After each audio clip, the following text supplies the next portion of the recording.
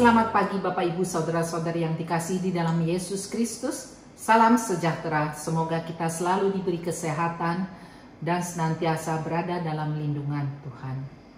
Kita akan mengawali pagi hari ini dengan membaca dan merenungkan firman Tuhan. Sebelum itu mari kita berdoa. Bapa Surgawi, kami bersyukur dan berterima kasih atas kasih dan penyertaan-Mu dalam hidup kami, juga untuk istirahat kami yang semalam, sehingga pada pagi hari ini kami boleh dibangunkan dengan kesehatan yang baru.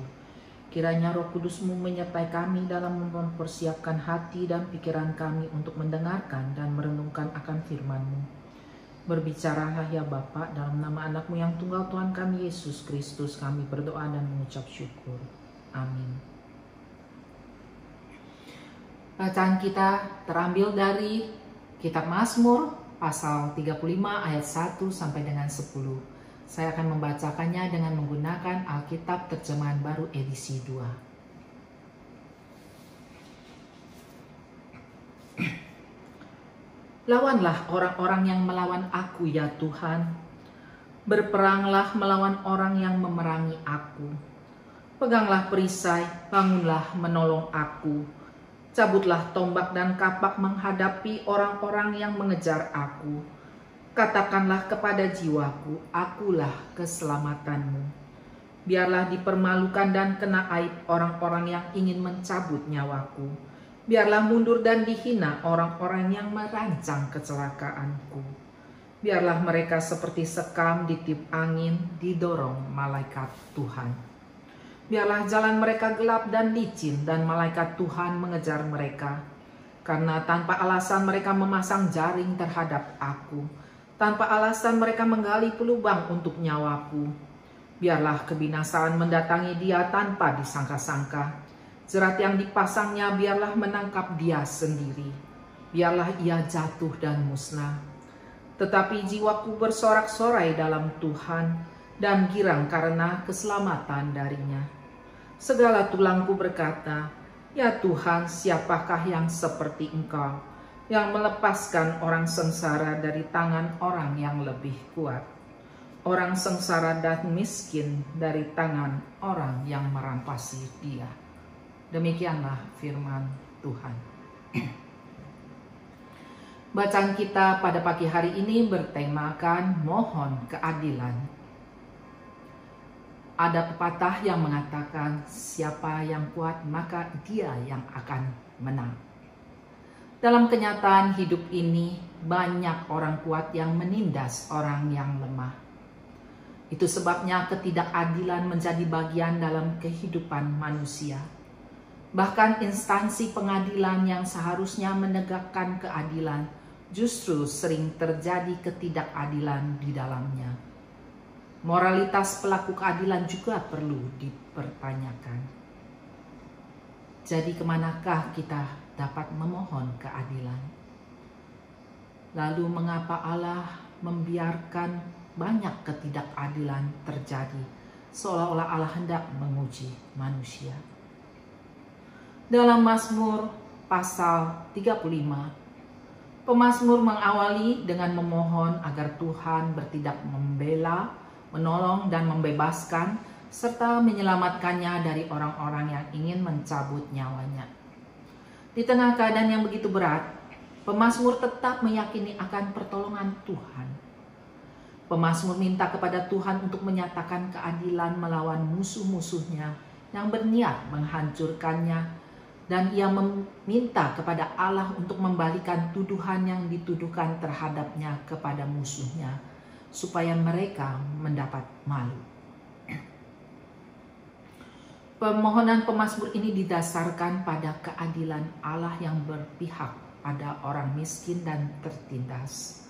Seperti yang dapat kita lihat dari Mazmur pasal 35 ayat 10. Ya Tuhan, siapakah yang seperti Engkau yang melepaskan orang sengsara dari tangan orang yang lebih kuat, orang sengsara dan miskin dari tangan orang yang merampasi dia. Pemazmur yakin dapat mengandalkan keadilan Tuhan. Tuhan pasti membela perkaranya, dan para musuh pasti akan terbukti bersalah. Pemazmur juga meyakini bahwa ia telah bertindak baik dan benar. Dunia bisa saja berlaku tidak adil dan tutup mata terhadap kebenaran. Dunia bisa saja menindas dan memfitnah orang benar. Namun Tuhan tahu menjaga dan membela umat yang Dia kasihi. Apakah Bapak, Ibu, Saudara-saudari pernah mengalami ketidakadilan? Diremehkan, difitnah dengan hal-hal yang tidak pernah kita lakukan.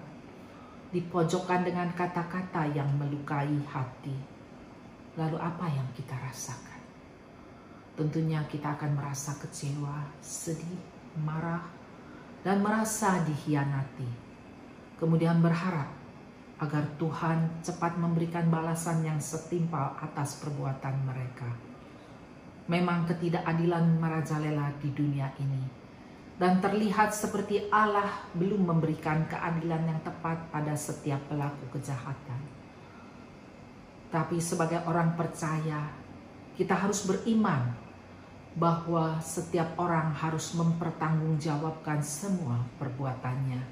Seperti yang tertulis dalam Pengkhotbah pasal 12 ayat 14. Sesungguhnya Allah akan membawa setiap perbuatan ke penghakiman yang berlaku atas segala yang tersembunyi.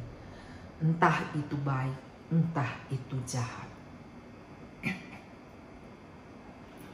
Waktu manusia tidak sama dengan waktu Tuhan. Pada akhirnya semua orang akan mendapatkan keadilan yang setimpal. Saat kita melihat masalah yang berat dan ketidakadilan terjadi, atau bahkan saat kita sedang mengalaminya sendiri, janganlah putus asa. Taruhlah pengharapan kita kepada Tuhan yang Maha Adil, yang tidak pernah terlambat bertindak dan membela umatnya. Tetaplah percaya dan berdoalah dengan sungguh-sungguh mohon pertolongannya.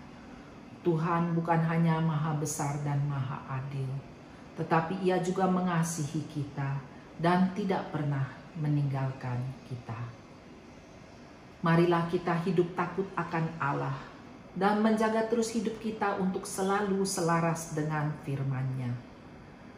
Apa yang ditabur akan dituai, baik saat ini di bumi maupun nanti di langit yang baru. Amin.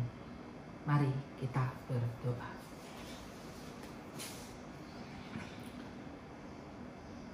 Ya Bapa, dalam terang kasih-Mu, ajarilah kami menyadari bahwa kami semua dipanggil untuk mengasihi dan berbuat adil bagi sesama. Bimbinglah kami menjadi pribadi yang semakin tangguh, dan berikan pada kami hikmat yang daripada-Mu dan berkeadilan mengikuti teladan Putra-Mu Yesus Kristus. Ampuni kami kalau selama ini baik secara disadari maupun tidak, kami telah melukakan hati sesama kami. Sebaliknya, kuatkanlah dan hiburkan kami jika kami mendapatkan perlakuan yang menyakitkan dari sesama kami. Jangan biarkan kami menyimpan kemarahan, melainkan biarlah kami dapat berserah kepadamu saja, Hakim yang adil. Dalam kesempatan ini, kami juga berdoa bagi mereka yang sedang terbaring sakit. Kiranya Bapa lawat dan sembuhkanlah mereka. Bagi mereka yang berduka, Engkau hiburkan. Juga bagi mereka yang berbeban berat karena keadaan ekonomi maupun keadaan keluarga mereka, biarlah Bapa bukakan jalan keluar bagi mereka. 15 hari lagi kami akan melakukan pemilu untuk memilih presiden dan wakil presiden bagi negara kami. Kiranya Bapa berkati agar seluruh proses dapat berjalan dengan tertib dan aman. Juga Bapa terangi hati dan pikiran kami. Berikan kepada kami hikmat supaya kami dapat memilih mereka yang dapat membawa kedamaian, kebijaksanaan, dan kesejahteraan. Juga dapat menjalankan pemerintahan dengan adil dan benar. Terima kasih ya Bapa. Kami mau serahkan segala khawatir kami ke dalam tangan kasih dan penyertaan-Mu saja. Berkati kami juga sepanjang hari ini dengan segala aktivitas kami. Dalam nama anak-Mu yang tunggal Tuhan kami Yesus Kristus kami berdoa dan memohon. Amin. Bapak, Ibu, saudara-saudari, selamat beraktivitas. Tuhan Yesus memberkati. Bagi Bapak Ibu yang memiliki pergumulan khusus dan ingin didoakan, bisa menghubungi rekan-rekan pendeta di nomor berikut.